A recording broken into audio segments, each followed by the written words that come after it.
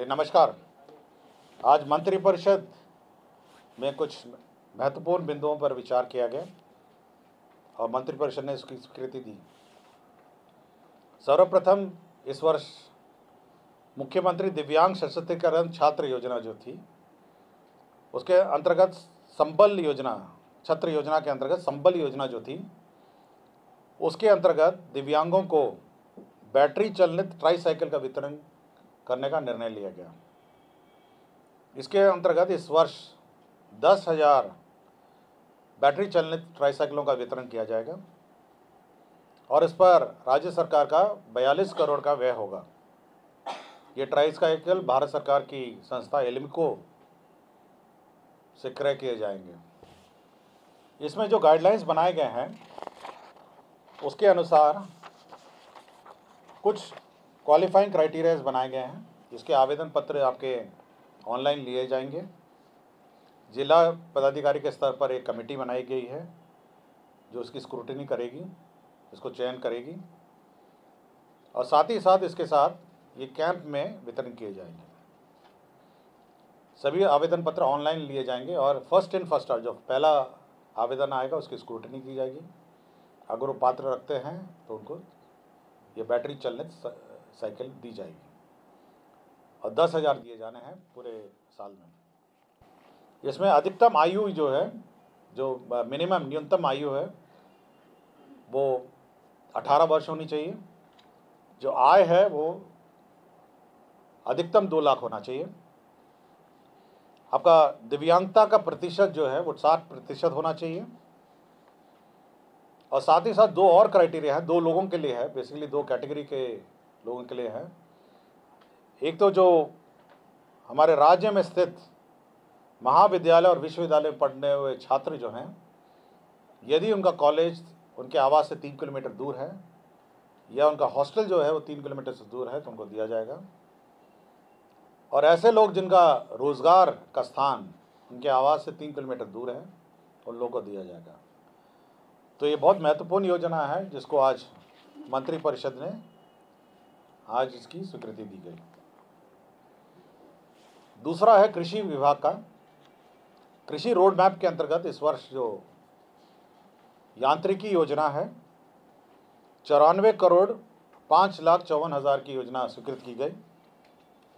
इसके अंतर्गत straw reaper है, स्ट्रॉ व्हीलर है, पैडी ट्रांसप्लांटर है, हैप्पी सीडर है, पावर वीडर है, लेज़र लैंड लेवलर है, ज़ीरो टिलेज मशीन है, पावर टिलर है, रोटावेटर है, रिपर है, कंबाइंडर है, मिनी रबर राइस मिल है। तो अनेक जो कृषि यांत्रिकरण में जो इक्विपमेंट्स लगते हैं उस योजना की स्वीकृति दी गई। इसमें 2 महत्वपूर्ण और बिंदु हैं जो राज्य में जो निर्मित किए जाएंगे, जो यंत्र और जो लोकली क्रय किए जाएंगे जो राज्य में निर्मित यंत्रों को, उसमें 10% अतिरिक्त सब्सिडी दी जाएगी और 1/3 जो यांत्रिकरण में जो योजनाएं, 1/3 जितने भी टोटल यांत्रिकरण की 1/3 योजना है वो पराली का जो प्रबंधन है, जो पराली लोग जला देते हैं उसके प्रबंधन के लिए यांत्रिकरण यंत्र उसके लिए में सब्सिडी दी जाएगी।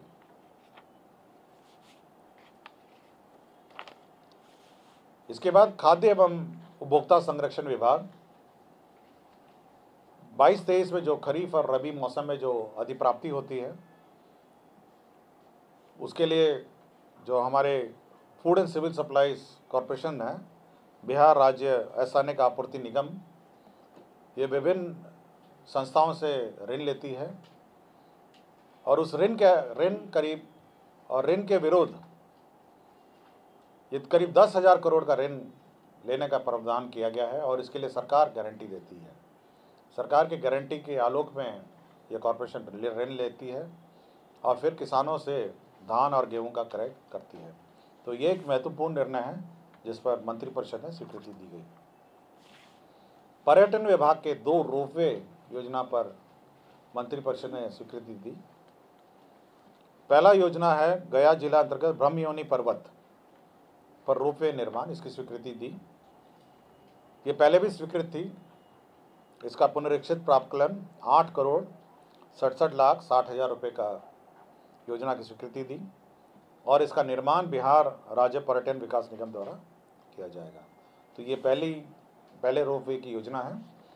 और दूसरा जो है वो गया जिला अंतर्गत डुंगेश्वरी पर्वत पर रोपवे निर्माण की स्वीकृति दी, जिसमें 16,76,00,000 रुपये की पुनरीक्षित प्रशासनिक स्वीकृति दी गई और इसके कार्यान्वयन एजेंसी भी बिहार राज्य पर्यटन विकास निगम निर्धारित किया गया। तो ये आपकी योजनाओं की स्वीकृति है। इसके अतिरिक्त भी बहुत महत्वपूर्ण अन्य निर्णय लिए गए। इसमें श्री हरि गोपाल सिंह हैं, तत्कालीन कार्यपालक अभियंता, भवन प्रमंडल सीतामढ़ी। इनको अनिवार्य सेवानिवृत्ति की जो का दंड है उसकी स्वीकृति दी गई। इसके अतिरिक्त स्वास्थ्य विभाग में डॉक्टर जुनैद अख्तर, चिकित्सा पदाधिकारी सदर अस्पताल, जो 18/2/2017 से अनुपस्थित थे, उन्हें बर्खास्त किया गया। डॉक्टर आशुतोष कुमार, चिकित्सा पदाधिकारी प्राथमिक स्वास्थ्य केंद्र कोचादामन किशनगंज, जो 18/2/2017 से लगातार अनधिकृत रूप से उपस्थित थे, उन्हें बर्खास्त किया गया।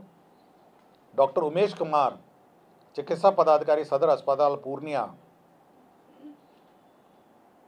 इन्हें जो 17/2/2014 से लगातार अनधिकृत उपस्थित थे, इन्हें सेवा से बर्खास्त किया गया।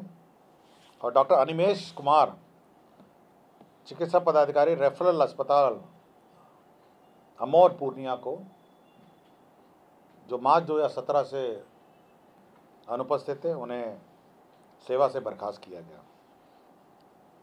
डॉक्टर चंदन प्रसाद सिंह, निलंबित जिला कुष्ठ निवारण पदाधिकारी पटना को पुनः चिकित्सा पदाधिकारी प्राथमिक स्वास्थ्य केंद्र महुआ वैशाली संप्रति बर्खास्त को विभागीय संकल्प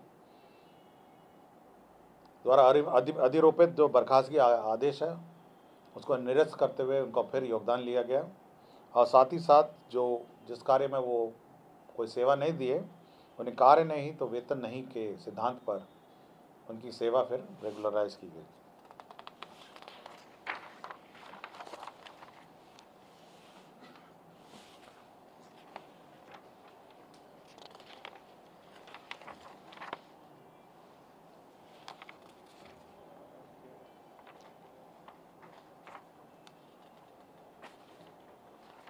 और एक engineer in chief Shri Hanuman Prasad Chaudhary, अभियंता प्रमुख जो प्रभारी हैं पथ निर्माण विभाग, उनकी सेवानिवृत्ति 30/6/2022 को थी, तो 1 साल के लिए उसको एक्सटेंड किया गया है। और इस शर्त के साथ कि यदि उनके पद पर कोई नियमित प्रोन्नति होती है तब तक के लिए उनकी सेवा 1 साल के लिए एक्सटेंड की गई।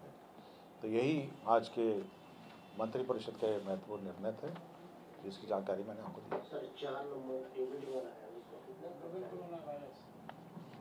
एक नोवल कोरोना वायरस है। ये पुराना जो सरकार का निर्णय था उसमें भूलवश स्नातक छात्र एवं MBBS इंटर्न वो छूट गए थे, तो उसको जोड़ दिया गया है। तो ये इसकी घटनोत्तर स्वीकृति, ये ऑलरेडी भुगतान किया जा चुका है और सभी जो हमारे इंटर्न्स हैं और छात्र हैं उनको राशि मिल चुकी है। केवल उसी को पोस्ट फैक्टो अप्रूवल मंत्रिपरिषद ने दी।